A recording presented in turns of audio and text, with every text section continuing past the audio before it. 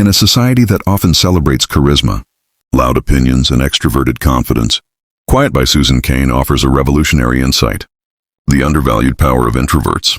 Cain, a former Wall Street lawyer and self-proclaimed introvert, explores how modern culture misunderstands and marginalizes quiet thinkers, despite their incredible strengths. Through research in psychology, neuroscience, and personal anecdotes, she argues that introverts are crucial contributors to creativity, leadership, and innovation. This book is both a call for balance and a practical guide for introverts to thrive. Chapter 1. The Rise of the Extrovert Ideal. Modern Western culture is dominated by the extrovert ideal, a yundo belief that to be great, you must be bold, sociable, and action-oriented. This norm began with the shift from a culture of character to a culture of personality in the 20th century. Influenced by self-help and business culture, society now celebrates those who speak up, network aggressively, and dominate conversations. Lesson: recognize how deeply our society favors extroversion, and reflect on how this bias affects schools, workplaces, and even personal relationships. Chapter 2. The Myth of Charismatic Leadership. Cain discusses how charismatic extroverted leaders are often assumed to be more effective, but research shows this isn't always true. Introverted leaders can excel by listening deeply, empowering others, and making thoughtful decisions. Examples like Rosa Parks and Gandhi show that quiet leadership can be just as transformative. Lesson: leadership is not about volume, it's about vision and integrity. Introverts lead by empowering rather than overpowering. Chapter 3. When Collaboration Kills Creativity. Modern workplaces value open-plan offices and group brainstorming, but Cain explains how this setup can be counterproductive. Solitude is often essential for deep thought and creativity. Introverts perform better when given space and time to work independently. Lesson: innovation often comes from solitude. Respect and design environments that balance collaboration with quiet, focused work. Chapter 4. Is Temperament Destiny? This chapter dives into the science of introversion and extroversion. Temperament has a biological basis. Introverts often have more sensitive nervous systems, making them more reactive to stimuli. These traits can be seen from infancy and shape behavior throughout life. Lesson: your temperament isn't a flaw, it's a natural wiring. Understanding it can help you manage energy, stress, and performance effectively. Chapter 5. Beyond Temperament. Cain introduces the concept of free traits, where people can temporarily act out of character for a cause they care about. For example, an introvert may give a public speech because they're passionate about the message. This ability to stretch ourselves gives flexibility without losing authenticity. Lesson: you don't need to fake extroversion. You can stretch yourself for meaningful goals while still honoring your true nature. Chapter 6. Franklin was a politician, but Eleanor spoke out of conscience. Using famous figures like Franklin and Eleanor Roosevelt, Cain shows the contrast between natural extroverts and introverts, and how each had unique strengths.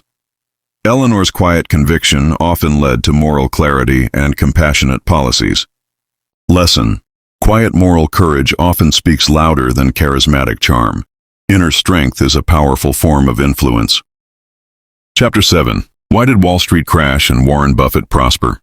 Here, Cain contrasts high-risk extroverted behavior with Warren Buffett's introverted investment style: slow, analytical, and independent. His success shows that introspection and independent thinking can outperform herd mentality. Lesson: independent thinking, calm analysis, and emotional control, traits often linked to introverts, are key to wise decision-making. Chapter 8. Soft Power. Asian American Culture and the Extrovert Ideal. This chapter explores how culture shapes personality ideals. Many Asian cultures value humility, restraint, and collective harmony, traits often associated with introversion. However, when exposed to Western settings, Asian American children may struggle with confidence in extrovert-centric environments. Lesson: cultural context matters. Diversity in communication and leadership styles should be embraced, not suppressed. Chapter 9. When should you act more extroverted than you are? Cain discusses when it's beneficial to stretch yourself, like during public speaking or teamwork, but warns against doing so constantly. Chronic acting out of character can lead to burnout and emotional exhaustion. Lesson: stretch strategically but recharge regularly. Learn to manage energy based on your natural rhythm. Chapter 10. The communication gap between introverts and extroverts. Cain explains the friction in relationships where partners, friends, or co-workers differ in temperament. Misunderstandings are common, but can be solved with empathy and open dialogue. Introverts need downtime. Extroverts need stimulation. Both needs are valid. Lesson: build bridges of understanding between personality types.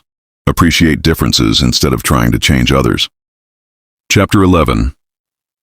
On Cobblers and Generals, How to Cultivate Quiet Kids in a Noisy World.